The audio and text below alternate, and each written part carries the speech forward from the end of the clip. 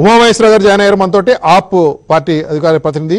ఉమామహేశ్వర గారు, ఎందుకు ఈ పరిస్థితి వచ్చింది అనుకున్నారు? మీరు 25 స్థానాల్లో మాత్రమే ప్రస్తుతం మీరు ఆధిక్యంలో ఉన్నారు. స్పష్టమైనటువంటి ఆధిక్యం కనపడుతుంది. బీజేపీకి 45 స్థానాల్లో దాదాపుగా 60% రౌండ్స్ కంప్లీట్ అయినట్టుగా మనకి సమాచారం అంతా ఉంది. ఏ విధంగా చూసుకున్నా ఇది మళ్ళీ తారుమారయ్యే పరిస్థితి లేదు. మీరు ఓడిపోతున్నటువంటి సిచ్యువేషన్ కనపడతా ఉంది క్లియర్గా. ఉమామహేశ్వర గారు, మరి ఇక్కడ ఈ రిజల్ట్ అనేది గత 4 సంవత్సరాల నుంచి బీజేపీ స్కెచ్ చేసి ప్లాన్ వేసి పర్ఫెక్ట్ గా ఎగ్జిక్యూట్ చేసిన పని.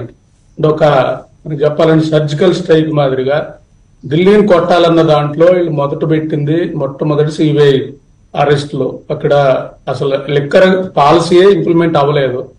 రాబోతున్న పాలసీలో స్కాన్ చేశారన్న దాని మీద మొత్తం టీంనంతా అరెస్ట్ చేసి ఒక ముద్ర వేశారు. ఎందుకంటే అవినీతికి వ్యతిరేకంగా పుట్టిన పార్టీ కాబట్టి వీళ్ళకి కూడా బురద వేసైతే అయిపోద్ది అనేది దాంట్లో సక్సెస్ అయిపోయారు. మొత్తం వాట్సాప్ యూనివర్సిటీల్లో అసలు అరవింద్ కేజ్రీవాల్ అనే వ్యక్తి అదానీ చాలా సాంప్రదాయ శుద్ధ పూస, బీజేపీ చాలా సాంప్రదాయ శుద్ధ పూస, కాంగ్రెస్ సాంప్రదాయ శుద్ధ పూస, అరవింద్ కేజ్రీవాలే దేశంలో అని వెళ్ళిపోయింది. రెండోది, ఢిల్లీలో మళ్ళీ దేశ రాజధాని ఢిల్లీ మర్చిపోయి యమునా నది తాలూకు ప్రక్షాళన చేయాల్సిన దాని తాలూకు కేంద్ర ప్రాజెక్ట్ ని అది వదిలేసి అది బీజేపీ మీద నెట్టేసి దాని పాపం కూడా ఏడారు.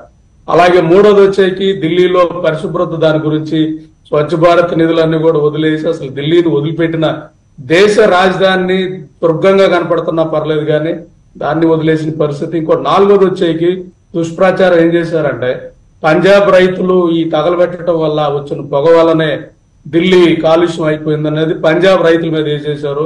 పంజాబ్ రైతులు ఉద్యమాలు చేస్తూ వాళ్ళని టార్గెట్ చేసి వాళ్ళని ఖలిస్తాన్ తీవ్రవాదులు ఖలిస్తాన్ వాళ్ళతో ఉందనేది విపరీతంగా వెళ్ళిపోవడం. ఆ పార్టీని ఖలిస్తానీ పార్టీ, కొంతమంది వచ్చేకి వాట్సాప్ యూనివర్సిటీలో త్వరక పార్టీ విపరీతంగా ముద్ర వేసేసి మిగతా ఎవరైతే ఉన్నారో జనరల్ గా దేశంలో 80% హిందువులు 20% మైనార్టీలు ఉంటారు. అంటే పేదలున్న హిందువులు ఎవరైతే ఉన్నారో వాళ్ళందరూ లాస్ట్ టైం బీజేపీకి ఉన్నారు. వాళ్ళందరినీ కూడా మళ్ళీ ఏమార్చి అవుట్ రైట్ గా అదొక ఎక్సర్సైజ్ చేసిన పరిస్థితి. ఏజెన్సీలు వాడేశారు ఫుల్ గా, సిబిఐ ఫుల్ గా వాడేశారు. ఇంకా లెఫ్టినెంట్ గవర్నర్లు అయితే ఢిల్లీలో పోలీస్ వ్యవస్థను వదిలేసాడు. ఎందుకంటే మొన్న మేము వెళ్ళిన ఎలక్షన్ లో కూడా రోడ్డు మీదే పిక్ పాకెట్లు ఉన్నారంటే మన ఫోన్ కొట్టేసే పరిస్థితి. అంటే ఇది కూడా అది జనరల్ గా ఆప్ సంబంధించింది కాదు, వాళ్ళ పరిధిలో లేదు. ఆ శాంతి భద్రత అందరూ కూడా అతని దగ్గర ఉంచుకొని వదిలేశాడు మొత్తాన్ని కూడా. ఢిల్లీలో అది కూడా మధ్య తరగతి ఉన్నత వర్గాల్లో నెగిటివ్ కనపడిన పరిస్థితి. ఇవన్నీతో పాటు ప్రచారం చెప్పాలంటే అరవింద్ కేజ్రీవాల్ శేష్మాల్ కట్టాడు, ఆయన 20 కోట్లు ఇల్లు కట్టాడంటే ఆ పార్టీలో 1,10,00,000 మంది మెంబర్లు ఉన్నారు, అందరూ పారిశ్రామికవేత్తలు ఉన్నారు. ఆయన సెక్యూరిటీ పర్పస్ కోసం ఇచ్చారా లేదు, ఎలా వచ్చిందో దాన్ని విచారించకుండా ఇది మొదలు పెట్టి మరే నరేంద్ర మోడీ గారు తినటానికి 30-40 కోట్లు, కోట్లకు 30-40 కోట్లు, ఆయన జట్టిమానాలు వెళ్ళటానికి, ఆయన కెమెరాకి ఇవేవి కూడా లేకుండా ఒక సిండికేట్ చెప్పాలంటే దేశ సిండికేట్ పనిచేస్తుంది. ఈ తరుణంలో ఎక్కడైతే అరవింద్ కేజ్రీవాల్ మళ్ళీ ఢిల్లీలో గెలిస్తే దేశ ప్రధాని రేస్ గా వచ్చి మన పార్టీ ఎక్కడ పోతుందన్న ముసలి కాంగ్రెస్ పార్టీ మళ్ళీ కూడా అదే తరంగా ఢిల్లీలో సిండికేట్ లో మెంబర్షిప్ తీసేసుకొని మొత్తం రాజకీయ సిండికేట్ అంతా కూడా ఒక సామాన్యుల మీద యుద్ధం చేశారు ఢిల్లీలో చెప్పాలంటే. అది నేను వెళ్ళి ప్రచారంలో చూస్తే మనకు అర్థం అవుతా ఉంది. దురదృష్టం ఏంటంటే ఈ సిండికేట్ లో దేశంలో సామాన్యుల పక్షాల పేదల పక్షాన పెట్టిన అన్న ఎన్టీ రామారావు పార్టీ ఏదైతే ఉందో అది బడుగు బలహీన వర్గాలకి రైతులకు అండగా ఉండాల్సిన పార్టీ, అది కూడా సిండికేట్ లో భాగస్వామ్యం అయిపోయి మొత్తం సిండికేట్ అంతా ఒక సైపు ఢిల్లీలో చెప్పాలంటే బీజేపీ, కాంగ్రెస్, టీడీపీ మొత్తం అందరు కూడా ఒక ఆ పార్టీని తిట్టే పరిస్థితి, ఆ పార్టీ అవినీతి గురించే మాట్లాడే పరిస్థితి, ఆ పార్టీ తాలూకా ఆ నాయకుడు దాని గురించి అంటే ఒక ఫ్యాక్టరీ. మీరు ఇందాక శేష్మహల్ గురించి చెప్పారు, అది అధికారిక నివాసం కదా, పార్టీ పరంగా చేసిన అధికారిక నివాసం 44.78 crores అని కదా అప్పుడు వచ్చింది ఇష్యూ. అది ఎంత అధికారిక నివాసమే, అధికారిక నివాసాన్ని కూడా ఆయన సంపాదించిన అవినీతులు ఖాతా వేసేసారు. అది నేను చెప్పేది. లేదు మీరు అన్నట్టుగా సరే, అవినీతి కాన్సెప్ట్ ఒకటాను, నిరాడంబరంగా ఉంటాను, నాకు 2-3 బెడ్రూమ్ల ఫ్లాట్ లోనే ఉంటాను అని చెప్పి అధికారంలోకి వచ్చి కొంతకాలం అట్లానే ఉండి 10 ఏళ్లు పరిపాలించిన తర్వాత 44 కోట్ల రూపాయల ఖర్చుతోటి ప్రభుత్వ ధనంతో ట్యాక్స్ పేయర్ మనీతోటి విలాసవంతమైనటువంటి అధికార నివాసాన్ని ఇప్పుడు మనం ఒక 6-7 నెలల క్రితం కాదు 2024 అసెంబ్లీ ఎన్నికలకు ముందు రిషికొండ ప్యాలెస్ గురించి మాట్లాడుకున్నాం కదా జగన్మోహన్ రెడ్డి గారు. అది కూడా ఆయన సొంతంగా కాదు, ప్రభుత్వానికే దఖలు పడింది. ఏం చేసుకోవాలో తెలియట్లా ప్రభుత్వం, ఇది దాన్ని ఏం చేయాలో తెలియట్లా, మెయింటైన్ చేయాలంటేనే అట్లా. శాస్త్రి గారు విజయ్ గారు పాపం ఆయన చాలా బాగా బ్రహ్మాండంగా చెప్పారు ఆమ్ ఆద్మీ పార్టీ ఆయన. అలాగా మీరు అలాగా చెప్పింది వినండి. ప్రజాస్వామ్యంలో ఒక పార్టీని మమ్మల్ని టార్గెట్ చేశారు, సోషల్ మీడియాలో టార్గెట్ చేశారు. మీరు ఒకటి గుర్తుపట్టు మర్చిపోయారు. మీ అరవింద్ కేజ్రీవాల్ నాతో పాటే అన్నా హజారే గారు పక్కన కూర్చుని మాట్లాడుతూ ఏం చెప్పేవాడు, ఎలాంటి సంక్షోభం వచ్చిందండి, జైల్లో కూర్చుని పరిపాలిస్తారా, జైల్లో కూర్చుని పరిపాలిస్తారా? మీరు ఆ రోజు ఏ రోజైతే మీ మీద లిక్కర్ కేసు రిజిస్టర్ చేశారో అదే రోజు మొత్తం గవర్నమెంట్ డిజాల్వ్ చేశారు. లేని పాలసీ లిక్కర్ కేసు దేశంలో ఇదే సార్. ఉండండి ఒకసారి. లేని పాలసీ లేని పాలసీ అలా కాదు. ఉండండి ఒక్కసారి ఉండండి ప్లీజ్. లేని పాలసీలు అవేమి అనకండి. అంటే నేననే ఉందా లేదా మీరు నాతో కంప్లీట్ మీరు మాట్లాడుతున్నాను సేపు మేము విన్నాం. నాకు టైం వచ్చిందని మాట్లాడినాం. మీరు పంజాబ్ ఎన్నికలు గెలిచారు. పంజాబ్ ఎన్నికల్లో మీరు 10 పైసలు ఖర్చు పెట్టకుండా గెలిచారు. హిమాచల్ ప్రదేశ్ ఎన్నికల్లో మీరు 5 పైసలు ఖర్చు పెట్టకుండా గెలిచారు. సత్యేందర్ జైన్ ఇంట్లో దొరికిన డబ్బు ఎవరిది? మీ హెల్త్ మినిస్టర్ ఇంట్లో దొరికిన డబ్బు ఎవరిది? ఎందుకు మాట్లాడి నేను మీరు ఎలా ఉందంటే బీజేపీని కామెంట్ చేయండి, క్రిటిసైజ్ చేయండి, బాగుంటుంది అది. కానీ మీరు ఏమన్నారంటే మమ్మల్ని టార్గెట్ చేశారు, సోషల్ మీడియాలో టార్గెట్ చేశారు, సిబిఐ ద్వారా టార్గెట్ చేశారు. టార్గెట్ చేస్తే నిలబడాలి కదా మీరు నిలబడాలి. ఇప్పుడు ఎలా ఉంటుందంటే జగన్మోహన్ రెడ్డి గారు ఎంపీ తిరుపతి బై ఎలక్షన్ జరిగింది, అందులో ఎన్ని లక్షల మెజార్టీతో గెలిచాడు, దానికి ఆయన సంకలు గుద్దుకుంటాడు. కానీ 161 సీట్లు కూటమికి వచ్చినాయి, బీజేపీకి వచ్చినంటే ఇందులో ఏదో తేడా ఉందంటాడు. కాంగ్రెస్ పార్టీ ప్రియాంక గాంధీ కేరళలో గెలిస్తేనేమో నేను గెలిచాను, లోక్సభ మెంబర్ ఆఫ్ పార్లమెంట్ ప్రమాణ స్వీకారం చేస్తుంది. ఆవిడ ప్రియాంక గాంధీ ప్రమాణ స్వీకారం చేయడం మానేవలసింది. ఇదే నేను గెలిచింది అన్యాయంగా గెలిచాను, ఈఎంఐల ఈవీఎంలు కరెక్ట్ కాదు అని ఆవిడ చెప్పాల్సింది. మేం గెలిస్తే పాలల్లోంచి లేస్తాం, మీరు గెలిస్తే నీళ్లలో మునుగుతున్నారు. ఏంటిదంతా కొన్నాళ్ళు ఈవీఎంలు పడ్డారు. మొన్న హర్యానా గెలిచినా అంతే. మీకు తెలియవలసింది ఏంటంటే ఒకవేళ ఫ్రాడ్ కూడా చేసేసిన బీజేపీ చేసేసిందని అని అంటారు. మీరు ఎప్పుడు అంటూ ఉంటారు. లేదా ఒక్క మాట శాస్త్రి గారు నాకు ఒక విషయం చెప్పండి. అవినీతికి వ్యతిరేకంగా పుట్టినప్పుడు ఇప్పుడే అన్నా హజారే స్టేట్మెంట్ కూడా చూస్తున్నాం. అవినీతికి వ్యతిరేకంగా ప్రారంభించి సిగ్గుండాలి. నేను ఓపెన్ గా అన్నాను, మీకు దమ్ముండి అప్పుడు సిగ్గుండాలి. నేనే ఉన్నప్పుడు మాట్లాడినప్పుడు బీజేపీలో ఎక్కడ పోయి నిద్రపోయాడా? ఒకసారి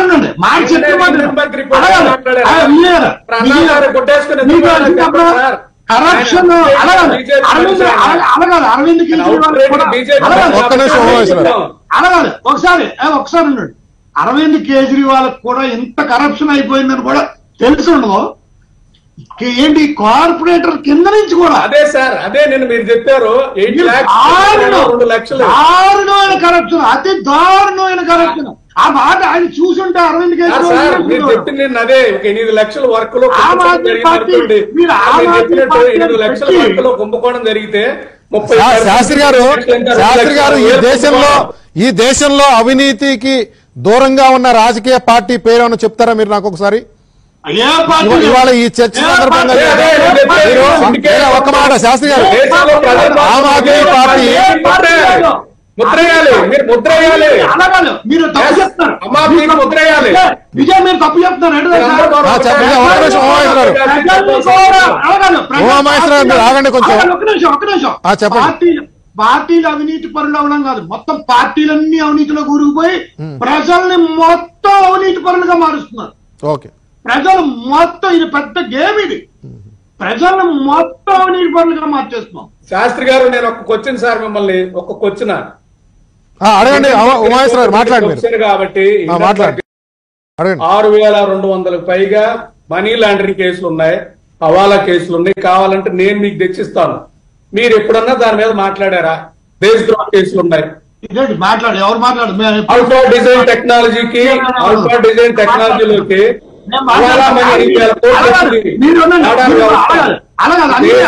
వ్యవస్థ సార్ అది. అలాగే మహేశ్వర గారు ఒక్క నిమిషం, మీరు అడిగిన దానికి చాలా గౌరవంగా సగౌరవంగా సమాధానం చెప్తున్నాను. మీకు జరిగిన ఇప్పుడు ఎలా ఉంటుందంటే కరప్షన్ మీద ఒక డిబేట్ అయితే అది వేరే విషయం. ప్రస్తుతానికి 1.5 నుంచి 1.80 మంది ప్రజలు ఉండే ఢిల్లీలో 70 సెగ్మెంట్లు ఉండే ఢిల్లీలో ఓట్లు జరుగుతున్నా ఓట్లలో అసెంబ్లీ మీరు మెయిన్ గా ఆధారపడింది కాపాడుతూ వచ్చుకుని 10 ఏళ్లుగా రాజ్యం చేసింది మీరు ఢిల్లీ. ఆ ఢిల్లీ 70 సీట్లలో 67 సీట్లు. కిందసారి మీరు అమిత్ షా గారు బయటకు వచ్చి 36 సీట్లు వస్తాయంటే 3 సీట్లు వచ్చినాయి. 36 సీట్లు వస్తాయని అమిత్ షా గారు ఓపెన్ గా బయటకు చెప్పాడు. ఆయన 3 సీట్లు వచ్చినాయి. అది మేము చూసాం, అది మీరు చూసారు, ఆ ఆనందాన్ని మీరు చూసారు, ఇక ఈ దుఃఖాన్ని వాళ్ళు విన్నారు. కానీ ఇది అది కాదు ఇక్కడ విషయం. మీరు చేసిన అడ్మినిస్ట్రేషన్ మీద మీరు రివ్యూ చేసుకోవడం మానేసి. ఓకే శాస్త్రి గారు, లేదా మీరు అంటున్నారు కదా కింది స్థాయిలో అవినీతి జరిగింది అంటున్నారు పరిపాలనలో, అట్లానే అగ్రనాయకత్వం కూడా అగ్రనాయకత్వం కూడా అవినీతిలో కూరుకోవడం అనేది ఒక ఇష్యూ ఇక్కడ. ఒక్క నిమిషం మళ్ళీ మాట్లాడతాను మిగతా అంశాలు. ప్రకాష్ రెడ్డి గారు, ఇందాక కూడా పొద్దున్న నుంచి చర్చల్లో ఒక అంశం ప్రధానంగా వస్తుంది. వివిధ రాజకీయ పార్టీలు మాట్లాడుతూ ఆమ్ ఆద్మీ పార్టీ అవినీతి వ్యతిరేక పార్టీ అయింది కాబట్టి, వాళ్ళు అవినీతి చేశారు కాబట్టి వాళ్ళని జనం ఓడగొడుతున్నారు అంటే చెప్పటమే తప్ప అవినీతికి వ్యతిరేకంగా ఒక సంస్థ రావటము, పార్టీగా మారటము, ఆ తర్వాత ఎంతో కొంత మొదటి దశలో అందుకు అనుగుణంగా ఉండటం, ఆ తర్వాత వాళ్ళు కూడా కరప్ట్ అయిపోయారనేది శాస్త్రి గారు కూడా చెప్తున్నారు. ఓకే, అది అనుకుందాం. అట్లా అనుకున్నప్పుడు ఆన్ పార్ విత్ మిగతా పార్టీలు అయింది కాబట్టి ఇక ఈ పార్టీని కూడా మనం కలిపేసుకుందాం అవినీతి పార్టీ అయినా. మిగతా పార్టీలు ఈ విషయంలో ఏమైనా ఎక్సెప్షనలా, లేదంటే నువ్వు అవినీతి పరుడు అని చెప్పి ఒప్పుకో అని చెప్పి కేజ్రీవాల్ అన్నట్ట మిగతా పార్టీలు? అట్లానే ఇంకో మాట కూడా, ఆయన సర్జికల్ స్ట్రైక్ అనే పదం వాడారు కేజ్రీవాల్ మీద. మీరు మొత్తం 16 మందిని జైలుకి పంపారు ఆప్ లీడర్ని లాస్ట్ 4-5 years లో. అది సర్జికల్ స్ట్రైక్ అనేటువంటి కోణంలో ఆప్ అంటుంది. సార్ ఇప్పుడు నేను 2 పాయింట్స్ చెప్తాను సార్. పెద్దలు శాస్త్రి గారు చెప్పిన నేను ఒక యాంగిల్ చెప్తాను సార్. ఇప్పుడు అవినీతికి వ్యతిరేకంగా అవినీతి వ్యతిరేకం అనేటువంటి దాంతో వచ్చినటువంటి పార్టీలో ఇంతకుముందు కూడా నా పాయింట్లు చెప్పాను. మీరు 100 చెప్పి 10 ఏకపోతేనే రియాక్షన్ ఉంటుంది. నేను 10 చెప్పి 50 చేశారు 30 చేశారు పక్కన పెట్టండి.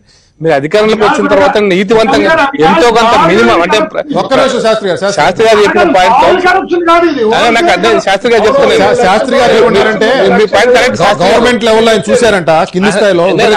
శాస్త్రి గారు చెప్పింది కరెక్ట్. ఇప్పుడు కేజ్రీవాల్ నీతిమంతుడా కాదా, లేకపోతే ఇంకో ఎంత నీతిమంతుడు, 10%, 12%, మాకు 50% అంతకంటే తక్కువ ఉన్న మిగతా 60% ఉన్నారు, ఇది కాదు. మీరు 100% అవినీతికి వ్యతిరేకంగా పోరాటం చేస్తామని ఆ పోరాటంలోంచి పుట్టుకొచ్చిన పార్టీ ఇది. కాబట్టి మీరు ఏ చిన్నది చేసినా ప్రజలు దాన్ని స్పందిస్తారు సార్. ఇప్పుడు శాస్త్రి గారు చెప్పిన పాయింట్ కరెక్ట్. కింది లెవెల్లో ఇల్లు, ఇప్పుడు హైదరాబాద్ లో కూడా చాలా సందర్భాలు ఈ సమస్య ఉంటది. ఒక పార్లమెంట్ సీట్ లో మనకు నమ్మిన కార్పొరేటర్ కనుక ఇల్లు కడుతుంటే పైసలు అడుగుతాడు, లేకపోతే ఒక ఫ్లోర్ ఎక్కువ వేస్తే పైసలు అడుగుతాడు, నల్ల పెట్టాలంటే పైసలు అడుగుతున్నాడు అనుకోండి, ఆ పార్టీ మీద చెడ్డ పేరు వస్తుంది. పడుతుంది అది. ఇప్పుడు ఢిల్లీలో కూడా జరిగింది అది. కార్పొరేషన్ లో ఇప్పుడు బీజేపీకి చాలా సందర్భాల్లో కార్పొరేషన్ గెలిచింది. ఫస్ట్ టైం ఆ పార్టీ కార్పొరేషన్ లో గెలిచింది. గెలవంగా ఏం చేశారు, కింది లెవెల్లోనే ఆ కరప్షన్ మొదలైంది. వారు అన్నట్టు కరెంట్ కావాలంటే కరప్షన్. ఇప్పుడు చాలా ఈవెన్ వెస్ట్ బెంగాల్ లో సిపిఎం పార్టీ కూడా అదే సందర్భం. రేషన్ కార్డు ఇవ్వాలంటే నాకు 100 రూపాయలు 500 రేషన్ కార్డు ఇస్తాము. మున్సిపల్ మీరు కార్పొరేషన్ కదా మీరు చెప్పేది. కార్పొరేషన్ లో ఏ పార్టీ అధికారంలో ఉంటే ఆ పార్టీ అధికారంలో రావట్లేదు అనుకుంటా. అందుకోసం మొన్నటిదాకా మీరు అధికారంలో ఉన్నారు, ఇప్పుడు ఆప్ అధికారంలోకి వచ్చింది అక్కడ మున్సిపాలిటీలో. అందుకోసం కింది స్థాయిలో కరప్షన్ కూడా కంట్రోల్ చేయగలిగే స్థాయిలో ప్రభుత్వాలు ఉండాలనేది పాయింట్. అంటే దానికోసం అని ఏదో వ్యక్తులు నేను చాలా సిన్సియర్ కాదు, వ్యవస్థను సిన్సియర్ ఉంచడం అనేది కూడా ఇంపార్టెంట్. మాట్లాడదు శాస్త్రి గారు, వ్యవస్థలో మీకు చిన్న ఎగ్జాంపుల్ చెప్తాను సార్. అంటే బీజేపీ ట్రై చేస్తుంది, ఎంత చేస్తుంది అనే పాయింట్ పక్కన పెడితే, ఇప్పుడు టెండర్స్ వేసి టేబుల్ కొనాలా, గవర్నమెంట్ కుర్చీ కొనాలా, పెన్ను కొనాలనుకుంటే ఇప్పుడు జంప్ పోర్టల్ వచ్చిన తర్వాత ఎంతో కొంత మన ప్రైమ్ మినిస్టర్ గారు రాజ్యసభలో చెప్తే ఇప్పుడు జంప్ పోర్టల్ మేము తయారు చేసుకొచ్చిన తర్వాత ప్రభుత్వం ఏదైతే టెండర్లు వేసి కొనాలనుకుంటుందో ఈ దేశానికి గతాన్ని కంపేర్ చేసినప్పుడు 1,00,000 కోట్ల రూపాయల లాభం జరిగింది అన్నారు. అదొక వ్యవస్థ నిర్మాణం చేయటం, ఆలోచించి వ్యవస్థ నిర్మాణం చేయలేకపోయినారు. ఒక మాట చెప్పండి సార్, మీరు బీజేపీ సర్జికల్ స్ట్రైక్ చేసింది అనేది ఒక ఆరోపణ ఒకటి ప్రధానంగా వస్తుంది కేజ్రీవాల్ మీద.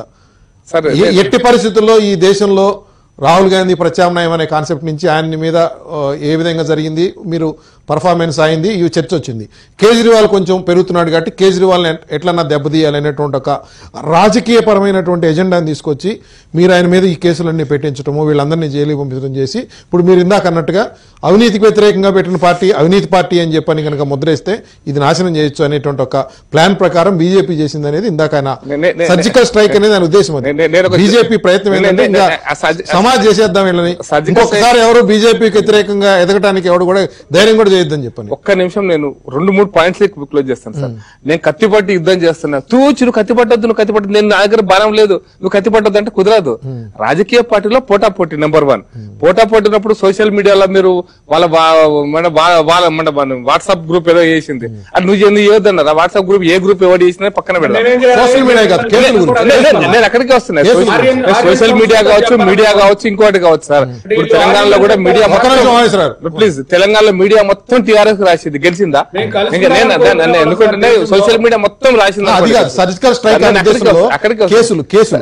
నేనేమంటున్నా అంటే ఏ విధంగా పెట్టారు, నేనేమంటున్నా సార్, మీరు కేసులు పెట్టారన్నారు కదా, రాజకీయ పార్టీ వీటన్నిటిని ఎదుర్కొని ప్రజల దగ్గరకు పోగలగాలి. మీకు బెస్ట్ ఎగ్జాంపుల్ మోడీ గారి మీద ఎన్ని కేసులు పెట్టారు, అమిత్ షా గారి మీద ఎన్ని కేసులు పెట్టారు, తడిపారు చేశారు కదా, జైల్లో పెట్టారు కదా అమిత్ షా గారిని.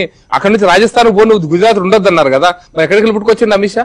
ఎడికెళ్ళి పుట్టుకొచ్చింది? మంత్రికి ఉన్నతను తీసి జైల్లో పెట్టారు కదా కాంగ్రెస్ పార్టీ. ఏ కాంగ్రెస్ పార్టీ వ్యతిరేకంగా పుట్టుకొచ్చింది ఈ రోజున? అంటే పోరాటం చేసి నిలబడ్డారా? తూచినట్టు జైల్లో పెట్టినామని చెప్పి ఊరుకున్నారా? మీకు మీ సత్తా లేక మీరు ప్రజల దగ్గరికి మీరు వాస్తవాలను చెప్పలేని పరిస్థితుల్లో, మీరు ప్రజలను కన్విన్స్ చేయలేని పరిస్థితుల్లో మీరు వండుకుంటా అమిత్ షా కేసులు ఎదుర్కోలేని 2014 వరకు. మీరు చెప్పండి, అద్వానీ గారి కేసు 2020 దాకా నడవలేదు ఆ కేసు. అద్వానీ గారు రాష్ట్రపతి కావాల్సిన వ్యక్తిని అయోధ్య కేసు ఎవరు పెట్టారు? మేము పెట్టినామా? అంటే ఇవన్నీ కేసులు పెడుతుంటే కేసులు అన్ని పెట్టారు, ఎంతమంది మీద కేసులు పెట్టలేదు? మా ప్రభుత్వం ఇప్పుడు ప్రభుత్వం రద్దు చేసామన్నారు. ఇప్పుడు మీకు ఎగ్జాంపుల్ చెప్తారు, 2092 డిసెంబర్ 6 తర్వాత హిమాచల్ ప్రదేశ్ ను మధ్యప్రదేశ్ ప్రభుత్వాన్ని ఎవరు రద్దు చేసినారు? కాంగ్రెస్ పార్టీ. అక్కడ మాకు రద్దు చేయలేదా? రాజస్థాన్ 3 రాష్ట్రాలు మేము ఓడిపోలేదా? అంటే అందుకోసం చరిత్రలో గత చరిత్రను తీసుకున్నప్పుడు అమిత్ షా గారిని ఎంత ఇబ్బంది పెట్టారు, ఎంత కష్టాలు పెట్టారో, మోడీ గారి మీద ఎన్ని కేసులు పెట్టారో మనం చూడలేదా? అందుకోసం కేసులు పెట్టారు కాబట్టి మేము చేయలేదని, అది మీ అసమర్థతను పట్టుకొని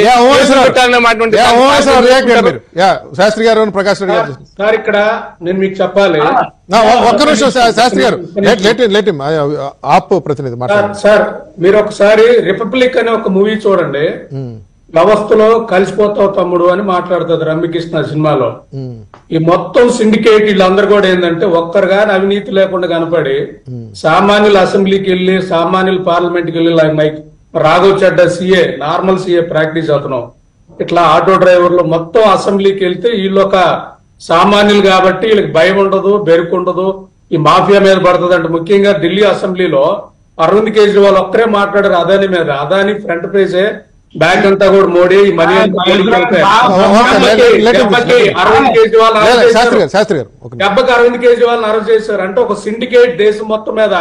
ఇదే సిండికేట్ లో భాగమైన కాంగ్రెస్ పార్టీ ఈ రోజు ఏం చేసిందంటే, రేపు అరవింద్ కేజ్రీవాల్ ఢిల్లీలో గెలిస్తే దేశ ప్రధాని రేసులో ఆయన ఉంటారు కాబట్టి, ఎందుకంటే నేను దేశం మొత్తం 4 మూలలు చూస్తే ఆప్ గెలవాలన్నంత ప్రతి ఒక్కరూ భావజాలం ఉందంటే, మేము ఓడిపోయినా ఢిల్లీలో దేశ ప్రజలు మనసు గెలిచాం. ఇది భవిష్యత్తులో డెఫినెట్ గా కాంగ్రెస్ పార్టీ పతనానికి, కాంగ్రెస్ పార్టీ ఊడ్చిపెట్టుకోవడానికి ఢిల్లీలో బీజేపీని ఎదిరించగలిగిన దమ్ము, సత్తా ఆప్కే ఉందన్నది మెసేజ్ అయితే వెళ్ళిపోయింది.